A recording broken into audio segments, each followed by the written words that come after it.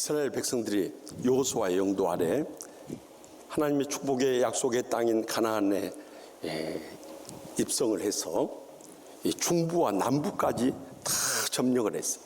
그러니까 가나안 땅 한 3분의 2 정도를 다 정복하게 된 것입니다.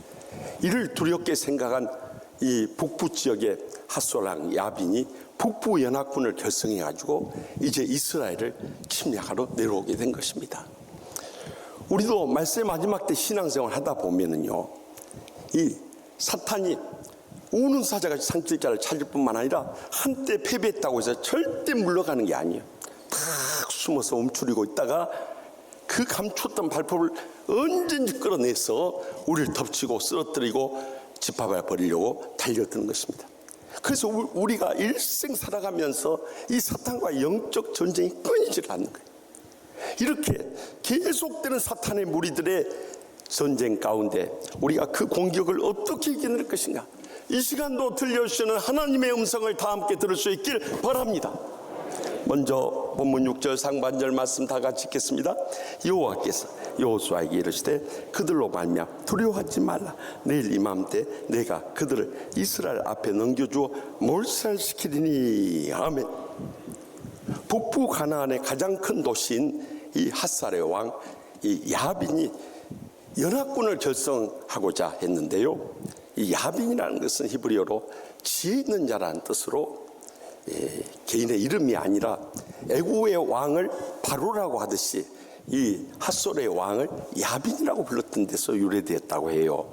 중요한 것은 그들이 가나안 7족속 중 기르가스 족속을 제한 6족속들과 연합전선을 형성해서 이 군대들을 메론 물가로 다 모이게 한 것입니다. 그리고 이스라엘 침략에 오려고 하는데요, 그곳에 얼마나 많은 병사들이 모였던지 이 해변가에 모래와 같다고 그랬어요. 더욱이 그들이 기병들과 또 병거 부대까지 막 몰려오니까 이 이스라엘로서는 도저히 감당할 힘이 없었어요. 유대의 역사가 요세푸스는 말하기를 그때 모였던 병사가 보병만 30만 명이라. 여러분 별로 놀라는 표정들도 아니죠. 우리나라 육해 공군 전 국군이 60만 명밖에 안 돼요. 그런데 우리나라 땅의 강원도 정도밖에 안 되는 이 팔레스타인 지역에, 그것도 북부 지역에서 30만 명이 몰렸다는 것은 정말 너무나도 엄청난 부대였던 거예요. 또 거기다가 기병만 10,000명이 되고요, 병거만 하더라도 2만 대 이를 정도로 막강한 군사력을 가지고 쳐들어온 거예요. 이 여호수아가 아무리 믿음으로 승리하며 왔다 할지라도 이번만은 당할 길이 없는 거예요. 그래서 또 주님 앞에 기도했을 거예요. 그때 여호와께서 여호수아에게 말씀하시기를 그들로 말미암아 두려워하지 말라. 내일 이맘때 내가 그들을 이스라엘 앞에 넘겨주어 물살시키겠다고 약속하신 거예요. 여러분, 이것이 이 여호수아의 큰 위로가 되고 힘이 된 거예요. 지금까지는 여호와께서 이 이방 민족들을 이스라엘의 손에 넘겨준다고 했는데 이제는 그들 앞에 넘겨줄 뿐만 아니라 몰살시켜버리겠다고 약속하시고, 그것도 내일 이맘때 그렇게 한다고 하니까 얼마나 든든하냔 말이에요. 우리도 일생 살아갈 때 사탄의 무리들의 계속적인 공격 속에서도 주님은 끊임없이 우리를 향해서 말씀합니다. 두려워하지 말라 하고 명령하고 계세요. 여러분, 우리가 두려워하지 말아야 할 근거가 무엇이냐 이거예요. 그것은 예수님께서 십자가에서 사탄의 무리들을 멸하시면서 우리를 멸망으로 끌고 가려고 하는 모든 죄악과 상처와 질병을 대신 지고 돌아가셨다가 다시 살아나셨기 때문인 것입니다. 사탄의 사망 권세를 깨뜨리고 주님께서 승리해 주셨기 때문에 그 십자가의 근거를 통해서 우리는 두려워하지 말아야 되는 것입니다. 악의 무리들이 한때는 아무리 득세하고 힘있는 것 같고 우리는 거기서 다 패배하고 물러설 것 같지만은 우리가 하나님 편에만 설면 두려워하지 말고 끝까지 영적 싸움에 평생도록 승리하게 될 줄 믿으시기 바랍니다. 그래서 이사야 41장 10절에 두려워하지 말라, 내가 너와 함께함이니라. 하나님이 우리와 함께 하시니까 두려울 거 없다는 거예요. 놀라지 말라. 여기 놀라지 말라는 거니까 깜짝 놀라는 것처럼 생각이 쉬운데요, 영어 성경에 do not be dismayed라고 기록되어 있어요. 다시 말하면 절대 낙심하지 말고 실망하지 말고 경악하지 말라는 거예요. 왜냐하면 나는 내 하나님의 우리를 돕는 강하신 분이 되기 때문에 그런 거예요. 내가 너를 굳세게 하리라. 우리를 굳어지게 하는 것이 아니라 I will strengthen you. 너를 강하게 하리라. 참으로 나의 오른 너를 도와주리라. 참으로 나의 의로운 오른손은 너를 붙들리라. 주님이 약속하시기 때문인 것입니다. 그래서 우리가 두려워하지 말아야 된다는 거예요. 그런데도 우리는 삶의 어려운 일 닥치면 금방 두려워하고 낙심하고 좌절할 때가 얼마나 많냐. 이것이 지난날 우리 신앙생활의 패배의 결정적인 원인이었던 거예요. 이 코로나19 어려운 때 예배를 방해하는 목사, 장로, 권사, 집사들이 있고 심지어는 구청이나 시청이나 경찰서나 언론에 이것을 밀고 하는 그런 시대가 되어버리고 말았어요. 저는 지난 주간에도 이 소식을 들으면서 하나님 앞에 기도한데 주님께서 저를 이렇게 위로해 주세요. 예수님께서도 가장 믿었던 돈 주머니를 막혔던 가룟 유다에게 배신만 당한 것이 아니라 은 30에 인신매매까지 당했어. 그래도 너는 인신매매는 당하지 않느냐, 너는 죽지는 않지 않았느냐, 이로 받아버린 거예요. 이것은요, 초대교회 이후로 우리나라 일제시대 때나 6.25 전쟁 때나 코로나19 때나 계속되는 사탄의 무리들의 계략이고 공격이었던 거예요. 계속해서 본문 6절 중반절 말씀을 다 같이 읽겠습니다. 너는 그들의 뒷발의 힘줄을 끊고. 아멘. 그때 당시 이 고대 전쟁에 있어서 이 기병과 병거 부대는 가장 강력한 군사력이었던 거예요. 그것도 기병이 10,000명이고 이 병거 부대가 2만 대 병거 부대니까 두 사람만 달다 할지라도 4만 명의 병거 부대가 있으니 보병들은 능히 당할 길이 없었어요. 더욱이 이스라엘 같은 경우는 그들의 북부 연합군을 도저히 당할 수 없는 상황이 있어요. 그래서 하나님 앞에 기도했을 때 하나님께서 그들에게 치유의 방법을 주셨던 거예요. 빨리 기습작전을 펼치되 먼저 기병부대나 병거부대가 힘을 쓰지 못하도록 말의 뒷발 힘줄을 끊어버리라는 거예요. 네 발 다 끊으려면 힘드니까 그 뒷발 발꿈치 힘줄만 끊어버리라는 거예요. 하나님의 지혜를 허락하여 주심으로 그들은 기병과 병거부대를 완전히 무력화해가지고 그 기적적인 승리를 거둘 수 있었던 거예요. 우리가 이 영적 싸움을 계속해 나갈 때도 우리 힘으로는 사탄 마귀를 감당할 길이 없습니다. 그들의 지혜와 능력이 얼마나 간교하고 교활한지 여러분 말로 다 표현할 수 없어요. 다 가정을 이해하고 교회를 이해하고 주님을 이해한다고 큰 소리 칩니다. 근데 이미 사탄은 다 속아 넘어간 거예요. 그들은 우리의 가정이나 직장이나 교회가 평안한 것을 절대 보지 못합니다. 조용할 만하면 우리 두더지 게임에 툭툭 튀어나오면 막 머리치듯이 그 두더지처럼 신출기몰하게 나타나서 우리를 해하려고 달렸던 거예요. 우리의 지식이나 경험이나 능력으로는 도저히 그들을 분별할 수도 없고 대적할 수도 없고 승리할 수도 없는 거예요. 그래서 주님께서도 제자들을 전도하면서 보낼 때에 마태복음 10장 16절에 뭐라고 말씀하셨습니까? 보라 내가 너희를 보냄이 양을 이리 가운데로 보냄과 같도다. 그러므로 너희는 뱀같이 지혜롭고 비둘기같이 순결하라 하고 명령하셨던 거예요. 여러분 우리가 비둘기같이 순결하라는 말씀은 다 이해하지만 뱀과 같이 지혜로운 말씀은 무슨 의미인가 이렇게 의문을 가질 분이 계실지 모르겠어요. 우리가 뱀과 같이 지혜로워야 할 이유는 뱀이 얼마나 강교하고 우리의 생각을 뛰어넘고 우리의 능력을 초월하기 때문에 뱀과 같이 지혜롭지 않으면 이겨낼 수 없다는 거예요.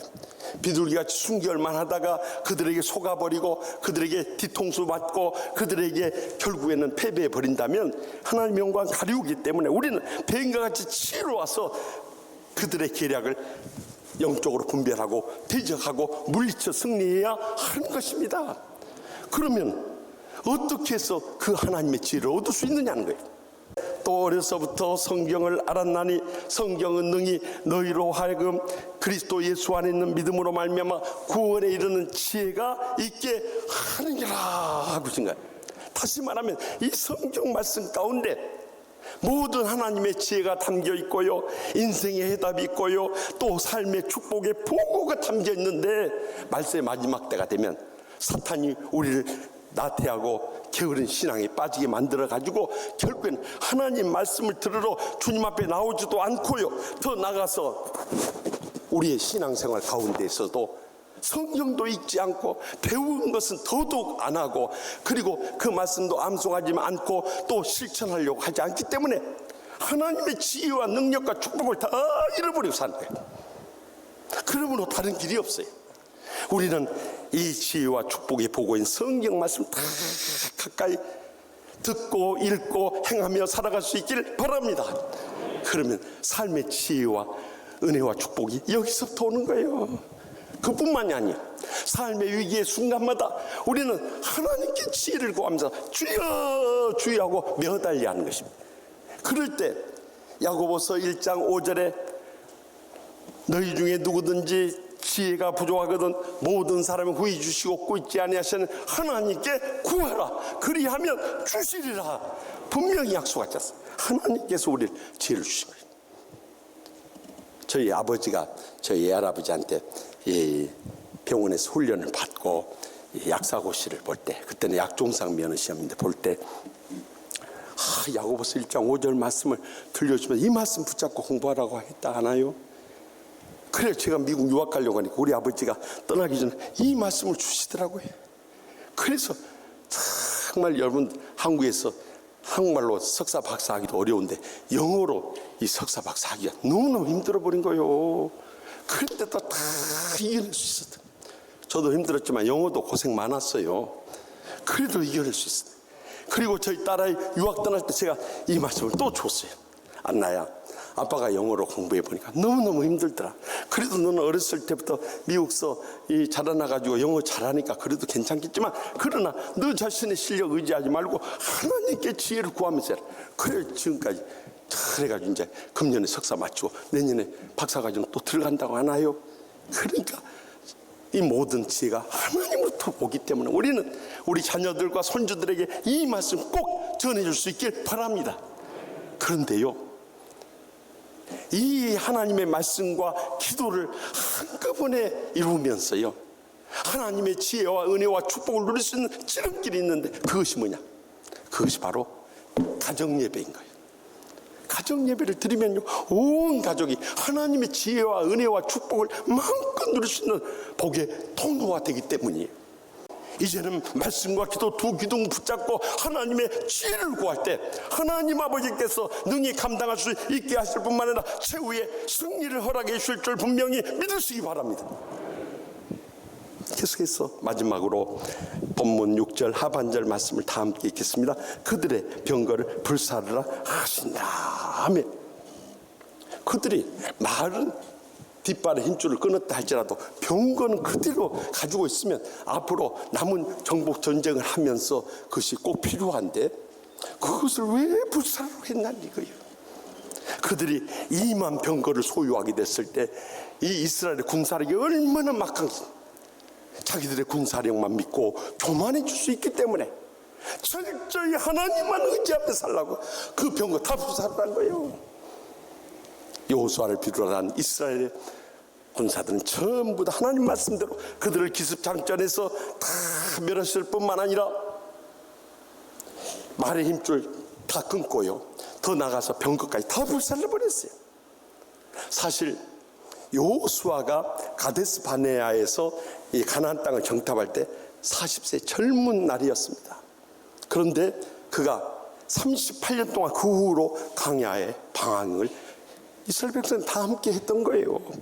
그리고 이 가나안 땅에 입성을 해가지고 이 중부와 남부 전쟁을 해서 1년의 세월을 보냅니다. 그리고 이 북부 전쟁을 위해서 4년의 세월을 보냅니다. 적어도 그 다음 성읍을 다 정복해 가는데 7년의 세월이 지났습니다. 어느덧 여호수아도 85세에 이르게 됐습니다.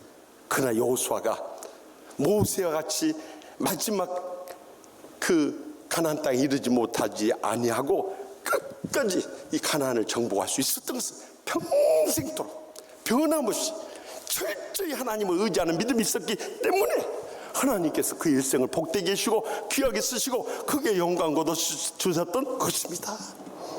우리의 신앙생활도 마찬가지. 절대 자기 자신의 가문이나 지식이나 경험이나 능력 자랑하지 마시오. 내가 세상적으로 물질 많이 벌었다고 해서 높은 지에 올랐다고 해서 세상적으로 내세울 그 어떤 조건도 의지하지 마세요. 코로나19 탁 터지니까 우리 자신이 얼마나 무력해지십니까? 그래가지고 방역 아니면 못 살 것처럼 그러다가 또 이 금년에 이 백신이 나오니까 백신 아니면은 못 살 것처럼 그러다가 또 요즘에는 백신도 못 믿겠다. 세상에 믿을 것 아무것도 없는 거예요. 그렇기 때문에 사람도 절대 믿고 의지해서는 안 돼. 그 가장 믿었던 사람한테 나중에 그 마음에 돌이킬 수 없는 깊은 상처의 배신감을 느끼고 이 시험에 빠지고요, 신앙조차 흔들릴 때가 얼마나 많아요. 그래서 여러분들 저도 믿지 마시기 바랍니다. 또 그런다고 아멘까지 하시면 제가 조금 서운해져. 일부 예배 때는 다 그렇게 믿어도 아멘은 안 합니다. 인사치레라도 안 하더만 2부 때는 조금 센스가 부족한 것 같아요. 그래도 여러분 저를 믿지 말고요, 오직 믿고 의지할 분은 주님뿐인 줄 믿으시기 바랍니다. 주님만 믿고 있지. 그러면 사람은 어떻게 하느냐? 사람은 이제 성경 끊임없이 가르치는 사랑하고 용서하고 불쌍히 여기고 위로해야 할 존재지 절대 믿고 의지할 존재는 아닌 것입니다. 주님만 믿고 의지할 때 우리의 신앙이 바로 설 수 있고 주님이 기뻐하시는 복된 생애로 귀하게 영광 돌 수 있기 때문입니다. 그래서 시편 115편 이 우상 배격장에서는 115편 8절에서 9절에 그렇게 고백합니다. 우상을 만든 자들과 그것들을 의지하는 자들이 다 그와 같아요. 이스라엘아, 여호와를 의지하라. 그는 너희의 도움이시요 너희의 방패시로다. 아멘. 이제 우리의 남은 여생이라도 절대 내 지식이나 경험이나 능력 의지하지 말고 오직 주님만 철저히 의지하시기 바랍니다. 그러면 주님께서 은혜를 부으시고 능력을 다하시고 축복을 내려주셔서 이 한란많은 세상 승리하여 영광 돌 그날이 꼭 다가오게 될 줄 확실히 믿으시기 바랍니다. 신앙생활을 해나가다 보면요, 우리만 그런 아픔이 있고 눈물이 있고 이 불행과 고통이 있는 것으로 생각이 쉽습니다. 사실 그렇지 않습니다. 저는 코로나19로 인해서 1년 3개월 동안 목회해 오면서 새벽마다 기도할 때 눈물이 그치지 않는 거예요. 무엇보다 가장 가슴 아픈 것은 코로나19 두려워서 아직도 예배드려 나오지 못하는 성도들 다 너무너무 가슴이 아파. 그들의 신앙이 그것밖에 안 되는가. 너무너무 가슴이 아파.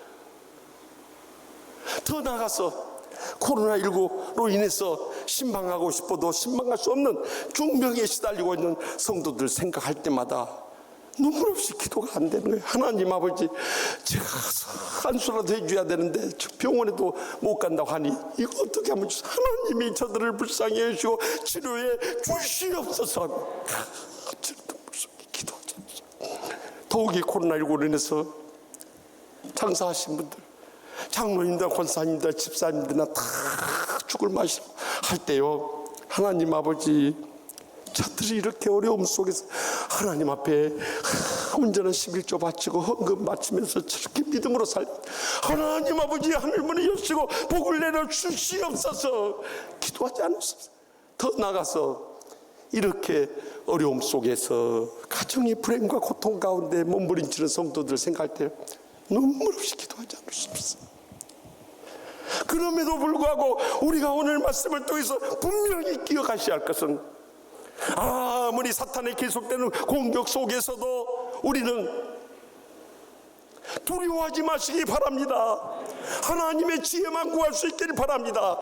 철저히 하나님만 의지하며 살아갈 수 있기를 바랍니다.